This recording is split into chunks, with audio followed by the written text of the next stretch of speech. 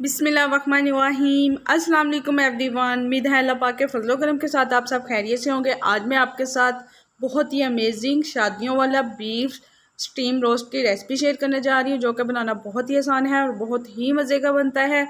मैं इसको बगैर ओवन के, बगैर स्टीमर के, प्रेशर कुकर में बाजार से बेहतर बनाऊंगी। सो आपने पूरी वीडियो देखनी है ताकि कोई भी स्टेप मिस ना हो। टाइम वेस्ट किए बगैर रेसिपी स्टार्ट करते हैं। 2 बड़े पीस मैंने बीफ के लिए हैं। इसको नमक और सिरका लगा के अच्छी तरह वॉश कर लिया। इसके ऊपर जो एक्स्ट्रा चर्बी थी उसको भी मैंने अच्छी तरह साफ़ कर लिया है। ये तकरीबन इनका वेट 3 kg से थोड़ा ज़्यादा ही है और इनको आप चाहें तो ऐसे भी स्टीम कर सकते हैं, बट मैं इनके हाफ़ कर लूँगी।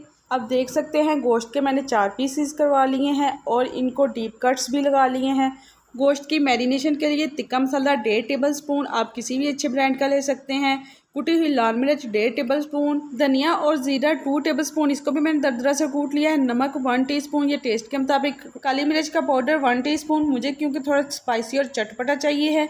लहसुन अदरक का पेस्ट 2 टेबल स्पून, सब्ज़ मिर्च का पेस्ट 1.5 टेबल स्पून। स्पाइसेस आप अपने टेस्ट के मुताबिक कम या ज़्यादा भी कर सकते हैं। मैरिनेशन तैयार करने के लिए एक बाउल में मैं तमाम इंग्रेडिएंट्स को ऐड करूंगी। इसके साथ ही अगर आप न्यू विजिटर हैं तो प्लीज़ मेरे चैनल को सब्सक्राइब कर दें, बेल आइकॉन को प्रेस कर दें ताकि हर आने वाली न्यू आसान और डिलीशियस वाली वीडियो का नोटिफिकेशन सबसे पहले आपको मिल सके। इसको प्रोफेशनल लुक देने के लिए थोड़ा सा मैं येलो फूड कलर ऐड करूँगी।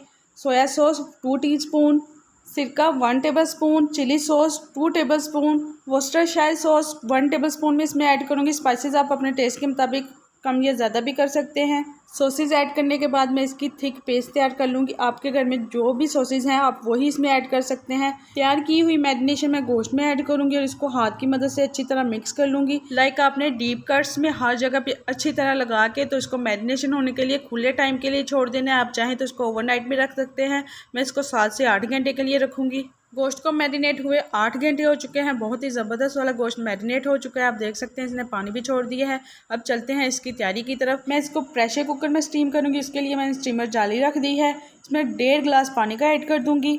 फ्लेम को मीडियम टू हाई कर दूंगी ताकि पानी जो है वो गर्म हो जाए। दूसरी साइड पे मैंने एक फॉइल पेपर लिया है, उसमें मैरिनेटेड गोश्त को ऐड करूंगी। आप चाहे तो सारा ऐड कर दें, बट मैं 2-2 पीसीस का 2 पैकेट तैयार कर लूँगी। आप फॉइल पेपर के बगैर भी स्टीम कर सकते हैं। उसकी रेसिपी ऑलरेडी चैनल पे मौजूद है, लिंक उसका मैं डिस्क्रिप्शन बॉक्स में डाल दूंगी। शादियों वाले स्टीम रोस्ट को पहले ऑयल में फ्राई किया जाता है, फिर उसको स्टीम किया जाता है, बट मैं इसको फ्राई नहीं करूँगी क्योंकि कुर्बानी के गोश्त में ऑलरेडी बहुत ज़्यादा चर्बी होती है। आप देख सकते हैं एक पैकेट तैयार हो चुका है। ऐसे ही मैं दूसरा भी तैयार कर लूँगी। दोनों पैकेट्स रेडी हो चुके हैं। अब इनको मैं अच्छी तरह प्रेशर कुकर में अरेंज करूँगी और प्रेशर लगा के 1 घंटे के लिए लो से थोड़ा से ज़्यादा फ्लेम को कर दूँगी और रख दूँगी स्टीम होने के लिए। और ख्याल रहे कि आपके प्रेशर का टाइम तब स्टार्ट होगा जब सीटी बजेगी। जैसे ही सीटी बजेगी तो मैं फ्लेम को लो से थोड़ा सा ज़्यादा कर दूँगी। प्रेशर को चलते हुए 1 घंटा 10 मिनट हो चुके थे। मैंने फ्लेम को ऑफ कर दिया था। बहुत ही ज़बरदस्त खुशबुएँ आ रही हैं। अब चलते हैं इसकी ओपनिंग की तरफ। आपने बहुत ही केयरफुली रुमाल की मदद से या ग्लव्स पहन के इसको फॉइल पेपर को उठाना है क्योंकि ये बहुत ज़्यादा गर्म है। बिस्मिल्लाहिर्रहमानिर्रहीम। माशाल्लाह बहुत ही ज़बरदस्त खुशबुएँ आ रही हैं और लुक आप देख सकते हैं बहुत ही ज़बरदस्त वाला गल चुका है। मक्खन की तरह सॉफ्ट और बहुत ही जूसी है। और हाँ, आपने इसका पानी बिल्कुल भी वेस्ट नहीं करना है जो प्रेशर कुकर में है। और फॉइल पेपर वाला भी आप इसका यखनी पुलाव बना सकते हैं, किसी भी रेसिपी में यूज़ कर सकते हैं। फाइनल लुक मिस मत कीजिएगा। माशाल्लाह बहुत ही ज़बरदस्त लुक आ रही है। इतना सॉफ्ट था माशाल्लाह से कि डिश आउट नहीं किया जा रहा था मेरे से।